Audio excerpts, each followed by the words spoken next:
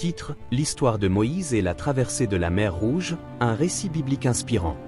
Bienvenue sur cette chaîne dédiée à la parole de Dieu et aux grandes histoires de la Bible. Que la paix et la grâce de Dieu soient avec chacun de vous aujourd'hui. Si c'est votre première visite sur cette chaîne, je vous souhaite la bienvenue. Ici, nous partageons des histoires bibliques profondes, inspirantes et pleines d'enseignements pour notre vie quotidienne. Avant de commencer cette histoire extraordinaire, je vous invite à soutenir cette mission en vous abonnant à la chaîne, en aimant la vidéo et en la partageant avec vos amis et votre famille. Ensemble, nous pouvons faire connaître la parole de Dieu au plus grand nombre.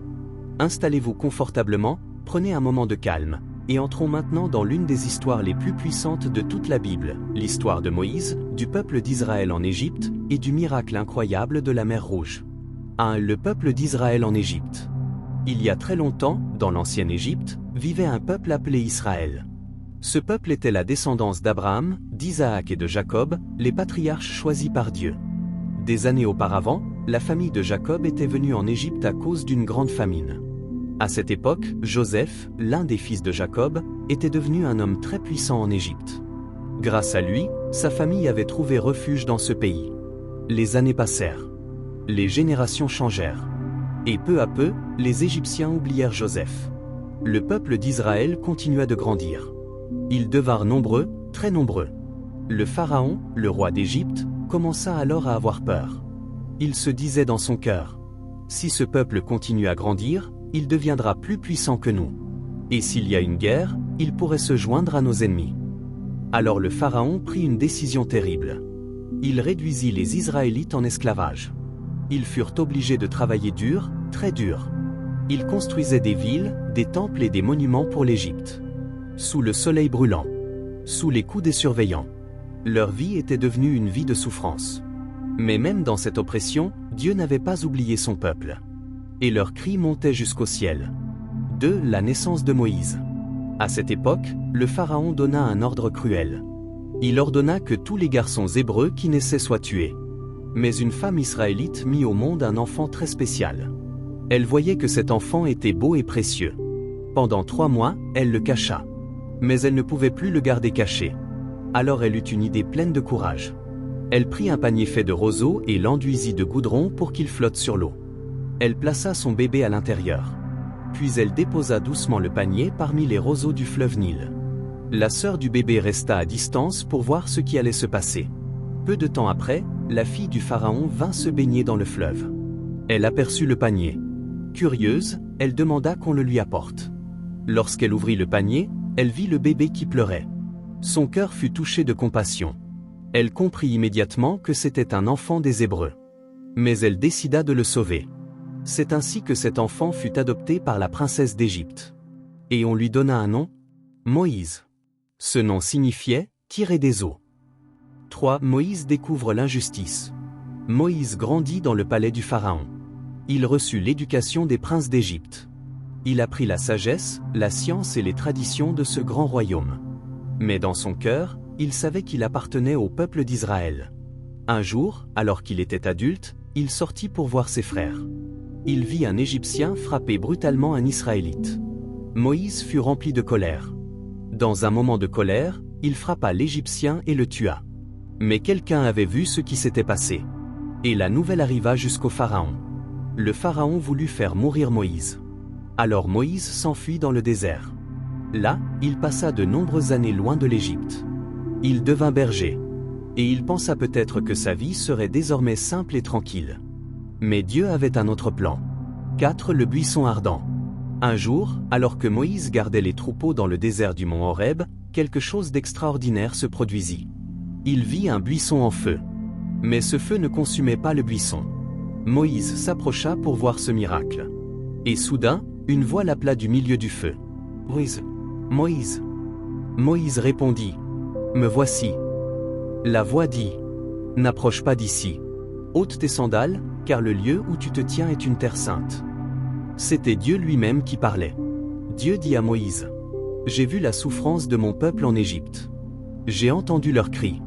Et je suis descendu pour les délivrer. » Puis Dieu lui donna une mission immense. Moïse devait retourner en Égypte. Et parler au Pharaon. Et dire, « Laisse partir mon peuple. » Moïse eut peur. Il se sentait incapable. Mais Dieu lui promit: Je serai avec toi. 5. Moïse face au Pharaon.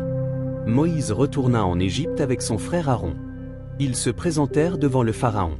Et Moïse dit: Ainsi parle le Seigneur, le Dieu d'Israël, laisse partir mon peuple. Mais le Pharaon se moqua. Il répondit: Qui est ce Dieu pour que j'obéisse à sa voix? Et il refusa. Alors Dieu envoya des signes puissants sur l'Égypte. Les 10 plaies. L'eau du Nil devint du sang. Des grenouilles envahirent le pays. Puis vinrent les moustiques, les mouches, les maladies, la grêle, les sauterelles et les ténèbres. Chaque fois, le Pharaon promettait de laisser partir le peuple. Mais chaque fois, il changeait d'avis. Son cœur était dur. 6. La dernière plaie. Enfin, Dieu annonça la dernière plaie. La plus terrible. Dans toute l'Égypte, les premiers-nés allaient mourir. Mais Dieu donna une instruction au peuple d'Israël. Ils devaient sacrifier un agneau et mettre son sang sur les portes de leur maison. Ainsi, l'ange de la mort passerait au-dessus de leur maison. Cette nuit-là, un grand cri s'éleva en Égypte. Car la mort était passée. Même le fils du Pharaon mourut. Alors, brisé par la douleur, le Pharaon ordonna: Partez, quittez mon pays. 7. La fuite et la poursuite. Les Israélites quittèrent l'Égypte. Des centaines de milliers d'hommes, de femmes et d'enfants. Ils marchaient dans le désert, guidés par Dieu. Le jour, une colonne de nuée. La nuit, une colonne de feu. Mais bientôt, le Pharaon regretta sa décision. Il rassembla son armée, ses chars, ses soldats, et il partit à la poursuite d'Israël. Le peuple arriva alors devant la mer Rouge. Devant eux, la mer. Derrière eux, l'armée d'Égypte. Le peuple eut peur. Ils crièrent vers Moïse: Pourquoi nous as-tu fait sortir d'Égypte? Mais Moïse répondit: Ne craignez rien. Regardez ce que Dieu va faire. 8. Le miracle de la mer Rouge. Alors Dieu parla à Moïse. Il lui dit de lever son bâton au-dessus de la mer. Moïse obéit. Et un vent puissant souffla toute la nuit. Les eaux se séparèrent. La mer s'ouvrit. Un chemin s'est apparu au milieu de l'eau. Les Israélites commencèrent à traverser. Des murs d'eau se tenaient à droite et à gauche. C'était un miracle incroyable. Lorsque toute l'armée égyptienne entra dans la mer pour les poursuivre, Dieu ordonna à Moïse d'étendre de nouveau sa main. Les eaux revinrent. La mer se referma. Et l'armée du Pharaon fut engloutie. Ce jour-là, Dieu sauva son peuple. Sur l'autre rive de la mer Rouge, le peuple d'Israël vit la puissance de Dieu. Ils comprirent que Dieu les avait vraiment délivrés.